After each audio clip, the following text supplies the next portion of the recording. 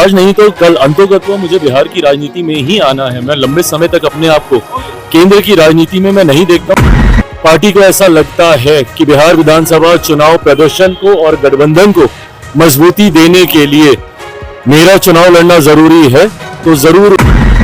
तो इसको लेकर के चिराग पासवान क्या कुछ कह रहे हैं, ये वीडियो पूरा देखिए आप। आज नहीं तो कल अंतोगत्वा मुझे बिहार की राजनीति में ही आना है। मैं लंबे समय तक अपने आप को केंद्र की राजनीति में मैं नहीं देखता हूँ। देखिए, अगर पार्टी को ऐसा लगता है कि बिहार विधानसभा चुनाव प्रदर्शन को और गठबंधन को मजबूती देने के लिए मेरा चुनाव लड़ना जरूरी है, तो जरूर उस प्रस्ताव को भी गंभीरता से उस पर विचार किया जाएगा। चिराग पासवान जी, बिहार में विधानसभा के चुनाव होने हैं, एनडीए गठबंधन में सीट शेयरिंग को लेकर बात हो या फिर आपको लेकर विधानसभा चुनाव लड़ने की?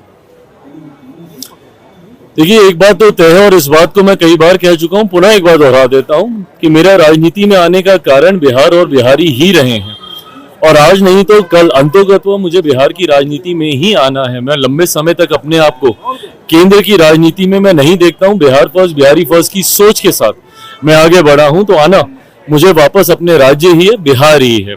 पर ये कब होगा, ये फैसला पार्टी के द्वारा लिया जाएगा। जहां तक रही बात बिहार विधानसभा चुनाव को लेकर सीट शेयरिंग की, ये उतने ही एमिकेबली इस मामले को सुलझा लिया जाएगा जितना एमिकेबली हम लोगों ने लोकसभा में सीटों का बंटवारा कर लिया था। उस वक्त भी कई तरीके के प्रश्न उठे थे कि सीट शेयरिंग आसान नहीं होगी, तमाम दलों को समाहित नहीं किया जा पाएगा।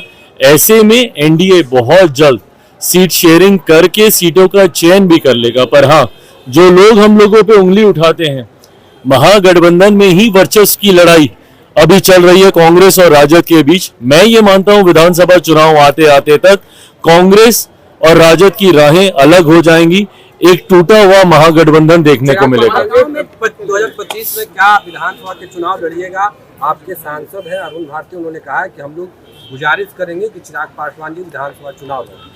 देखिए, अगर पार्टी को ऐसा लगता है कि बिहार विधानसभा चुनाव प्रदर्शन को और गठबंधन को मजबूती देने के लिए मेरा चुनाव लड़ना जरूरी है, तो जरूर उस प्रस्ताव को भी गंभीरता से उस पर विचार किया जाएगा। तेजस्वी यादव ने कहा है कि उसको शराबबंदी में से निकाल दिया जाएगा, हमारी सरकार बनेगी तो सबसे ज्यादा उत्पीड़न जो है ताड़ी बेचने वालों का ही हुआ है, कहा है।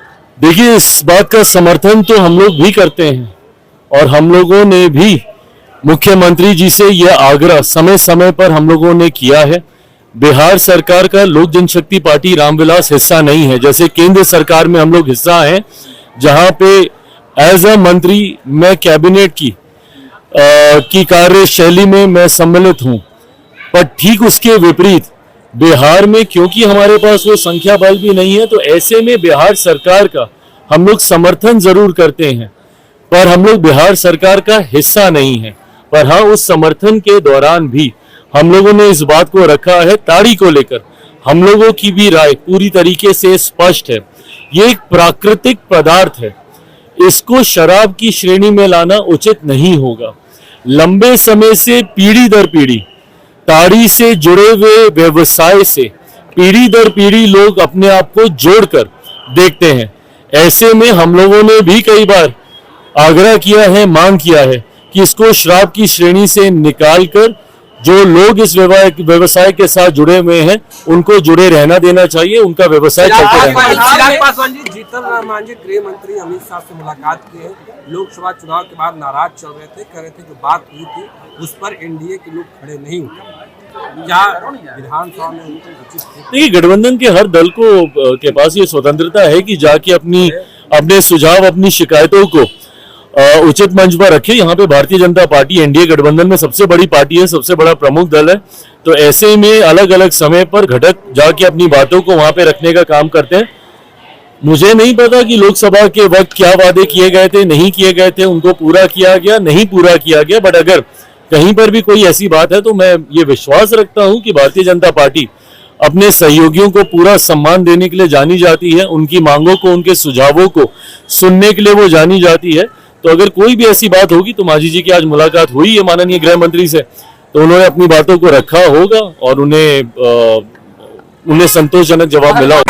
मैं तो कहता हूं कि मेरा राजनीति में आने का कारण ही बिहार और बिहारी हैं, और जल्द मैं अपने आप को बिहार की राजनीति में, केंद्र की राजनीति के बनस्पत ज्यादा सक्रिय भूमिका में देखता हूँ।